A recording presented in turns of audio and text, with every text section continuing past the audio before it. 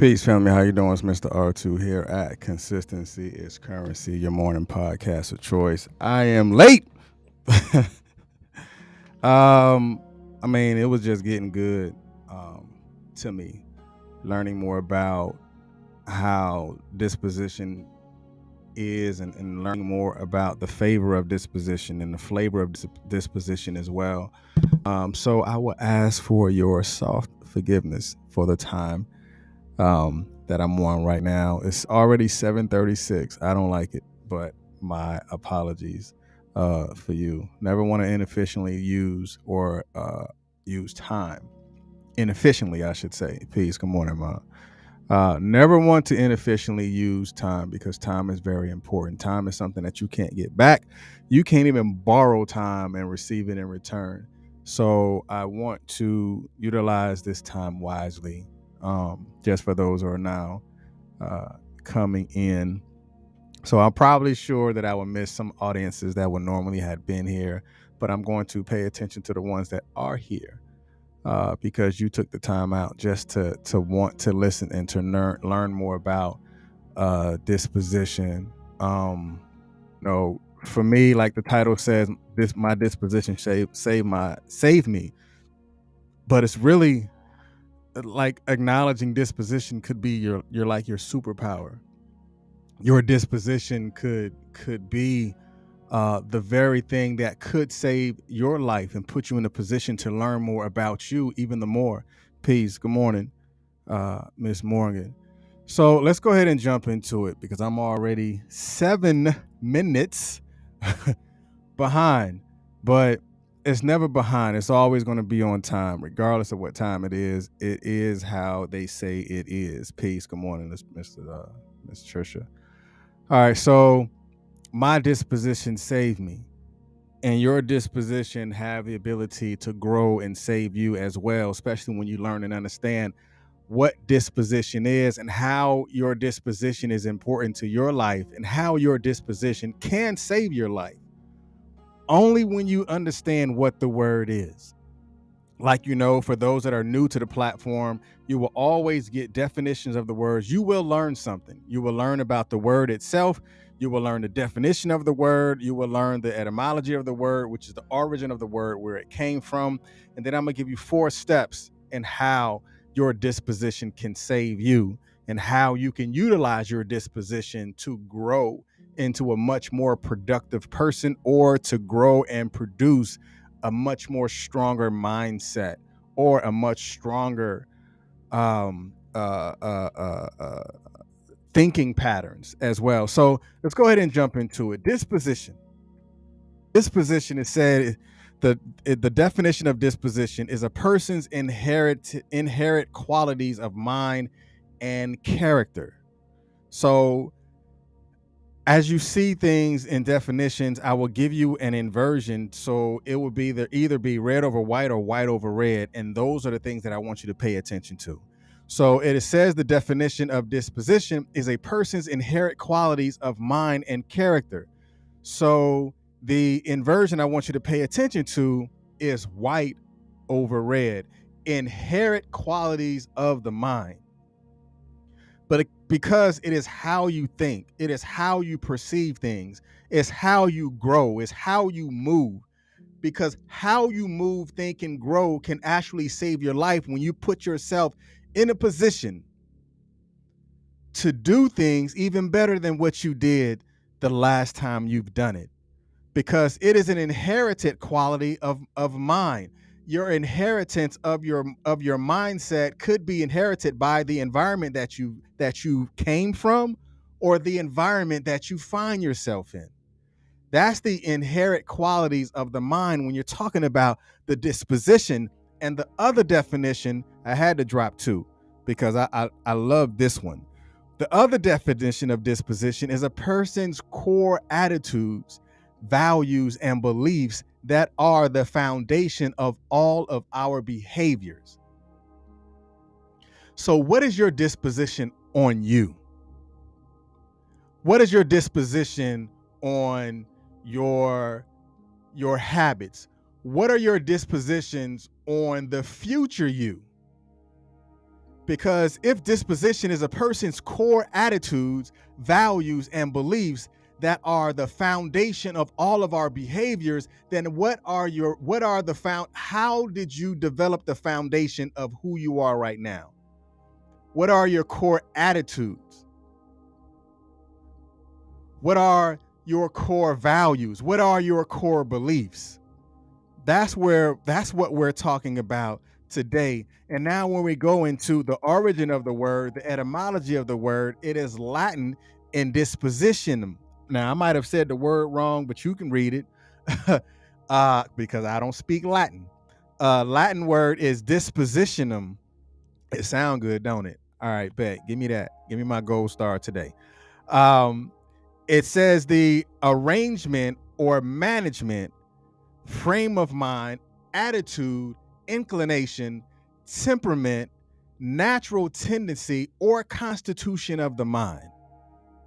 That's the origin of the word disposition, because what we see in this day is a person's attitude, core attitudes, values, and beliefs that are the foundation of all of our behaviors. So now going back, why and where does that come from? The origin is Latin descent, but it is the arrangement or the management. The arrangement. How do you arrange your thoughts? How do you piece them together? How do you piece your core values together? The management? How do you manage your thought process? How do you manage your expectations? How do you manage the things that you do? And how do you actually go about doing those things? Because it is a frame of mind. Because the constitution of the mind is dealing with those core principles. Just like the normal Constitution of the United States are grounded on the principles of how things are going to be structured and ran. So now when you're talking about the constitution of the mind, what are your core principles? Do you even have principles?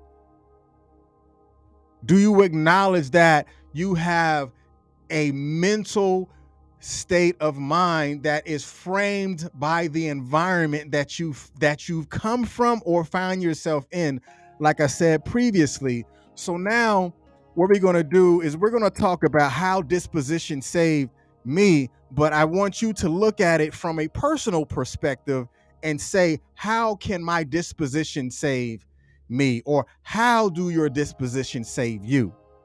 So put disposition in the chat, because I want you to understand that I want you to create the constitution of your mindset.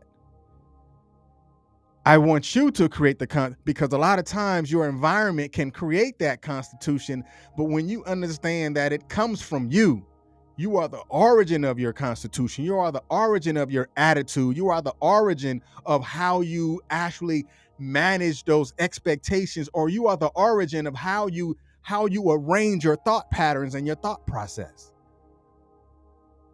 Because that is the disposition when you find yourselves in that position. Now, let's take this quick deep dive. Now, today is 1 June. You can make your resolutions.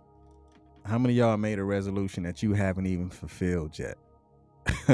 That's a very honest question. And I think that's a question that is pretty legit. This is 1 June. This is the 6th month of the year. So for those who have made resolutions and those who have set goals, I mean, the problem is some of them didn't last. I'm not even going to say it's a problem. I'll take that back. The situation is, I think that's a softer way for you to understand it, probably a softer way for you to receive it. The situation is that it probably did not last, right? So those resolutions are probably forgotten. I mean, the goalposts just keep moving. Like, it just moves on you like, okay, it's constantly and consistently 4th and 1, and you're trying to reach for this goal.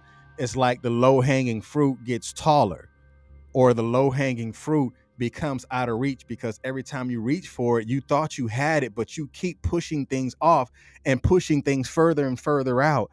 But don't get me wrong, it's good to make resolutions, it's good to strive for goals, but they're subject to our fundamental problem, which is they change. And because those fundamental things that you reach for, or those fundamental things that you strive for, change, you have to understand that it's troubling at times, but they change for an apparent reason. But you're the only person that made those resolutions for you, but you strive to look and to point the finger at somebody else and strive to put it on somebody, but everything might be the same in the resolution during that time. But come on now, it's 1 June. That New Year's resolution doesn't seem important anymore. That goal that you had set for yourself, like, I'm gonna have this done by 1 June. All right, bet. Where's it at now? Where are you at right now with that goal? I mean, this may be harsh to some, but it's eye-opening to others that you said you want to have this done by April, but here it is now, 1 June, and that New Year's resolution that you had set for yourself that you wanted it to be done by 1 February, it is now 1 June, and you still haven't done that thing yet. You still got your mouth open, but nothing is coming out. You still putting your shoes on, but you're not going anywhere. You still have the keys to the car, but the car has not driven you to that destination yet, because you still hoping on the things that you want to get done, but you running your mouth, but you're not running your feet. Now, when we look at disposition, your disposition is the purpose and why we're here today. Why are we talking about what we're talking about? Because I want you to understand there's 2 forms of disposition. There's a disposition in life, and there's also a disposition in death. The disposition in death is you asking, or you telling, the mortuary affairs person how you want to be buried. I want a burial, or I want a cremation, or I want to be, given to science. But we're talking about while you are alive, what are you doing with the disposition that you have right now? What are you doing with the inherent qualities of your mindset? Because there are in your mental world what your habits are to your physical world. It is the habits of the mind. Like, what habits have you created that you haven't formulated yet, that is going to allow those goals, or to allow that resolution to even come to pass before you are in that physical space of saying Happy New Year all over again, but you're still doing old year stuff. You're still doing old year activities, because we all have dispositions. Some dispositions might be generic. Some dispositions just might still be hoped for. But all of them have developed from our environment. Some of them might even be hybrid, because you develop new things from the environment that you find yourself in, or you develop new things from the settings that you find yourself in. But we all have a disposition that guide our existence, but whether we think about them or not, they're just there. That's the deep dive. So R2, how can disposition save me? All right, bet.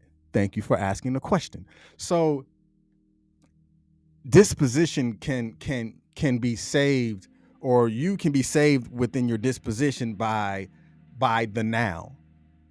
Being saved by the now, being saved by the present moment, because the present moment is the only thing that you can control. You can't control yesterday, because yesterday no longer physically exists. Because far too often we try to control yesterday in our today, but if we don't let that thing go, that will become the parasite to our today and our tomorrow, because we're still holding on to what it was that we know we were supposed to let go of. Because the past is gone, and the future might not even arrive.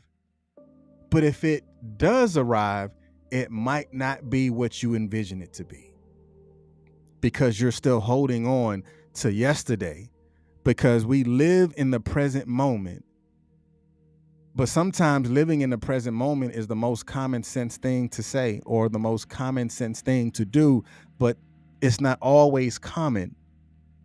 It is a work in progress for some, and it's the start to many.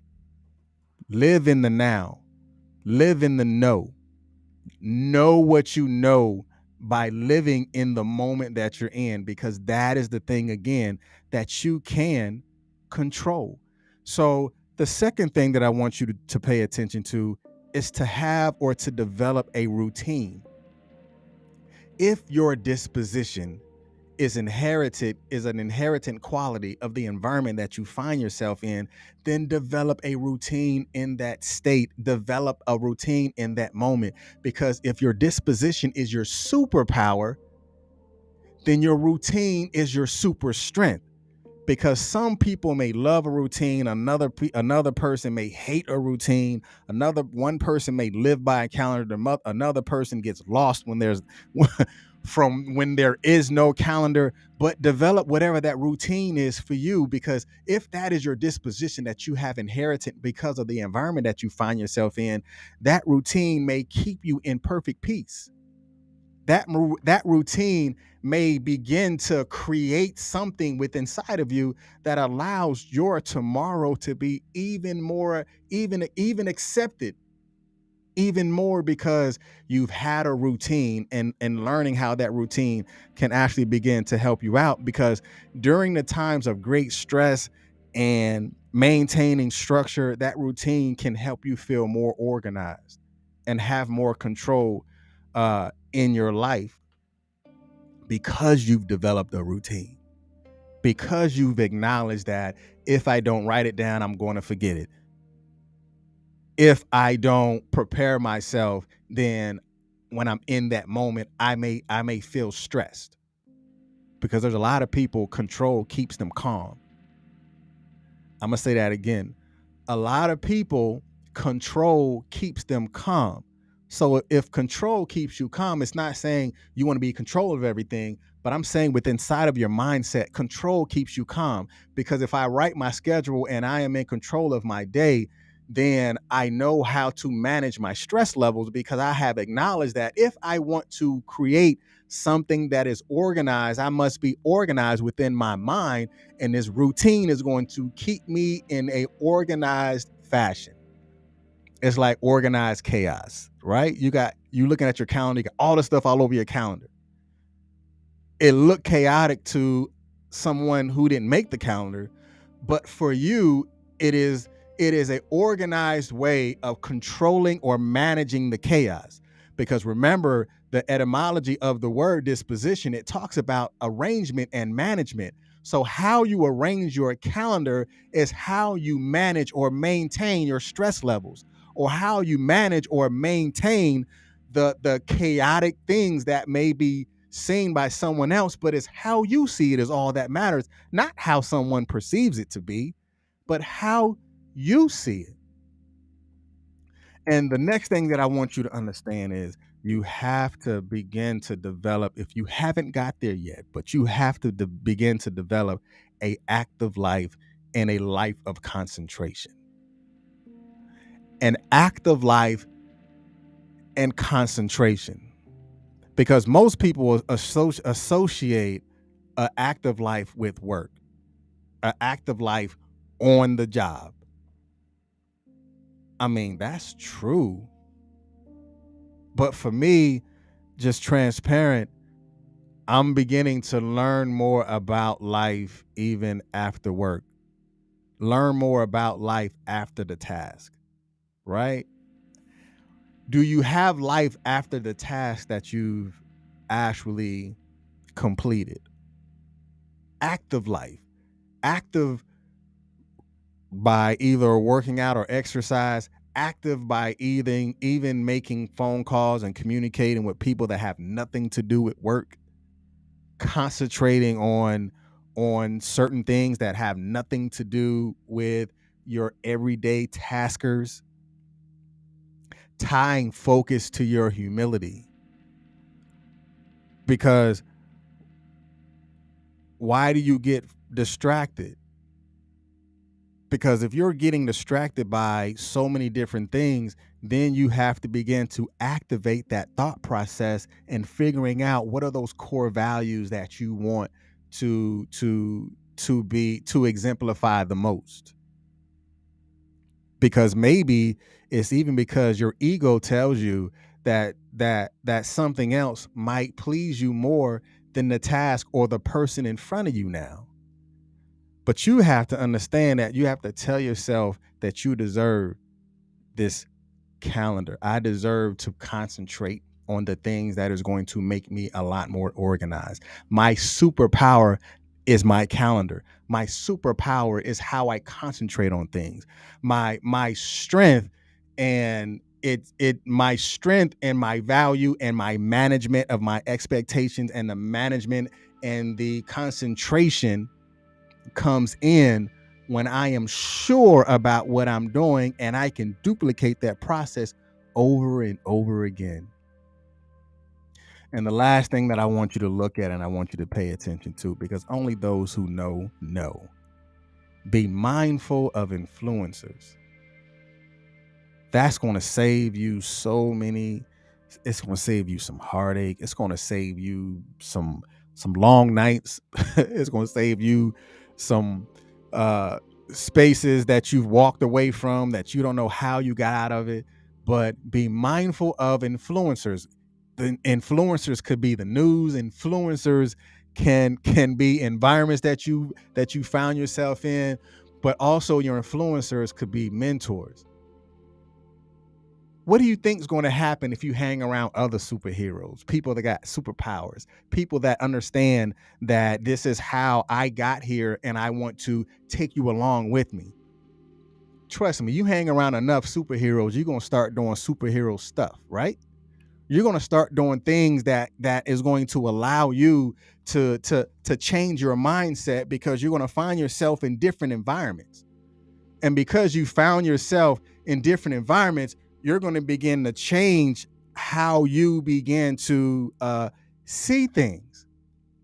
You're going to change how you begin to acknowledge certain things, because you have been placed in an environment around that other superhero that is going to tell you or show you that this can be done by you too. And I want to tell you that you have the same abilities I have. You got to start hanging around other superheroes. You got to start hanging around other people that know what superpower is. If their superpower is their how they organize. If their superpower is what they read. If their superpower is the conferences that they go to, or their superpower is knowing their limitations on where they can go or where they should go, or the type of people that they no longer associate with. But now you have to understand, my disposition or your disposition can be managed by you managing what type of environments that you surround yourself with. Like for me personally, I know there are certain places that I won't go, because I'm very particular about what I absorb mentally, what I see mentally, who I put myself in a position to be around mentally and physically, because I know there's a different type of growth pattern or a growth spurt that I want to have. So I have to manage the influences that I have in my life, or manage the influencers that I have in my surroundings. So your disposition can save your life. But what type of disposition are you in right now? What are the inheritance that you have assumed? What inheritance have derived from the environment that you put yourself in? You hang around many business owners long enough, you're going to start a business of your own, or you're going to start to see yourself like, I can do this too. It's not just you. I have, some things that I've been working on, and I think I'm ready to open that door and work on those things too. I'm going to say it again. You hang around enough superheroes, you're gonna start doing some superhero stuff. But hey, it's Mr. R2. I appreciate you for being here. I appreciate you just for being in this space. Because I'll see you tomorrow, 7:30, here at Consistency is Currency, your morning podcast of choice. Y'all be blessed. Peace.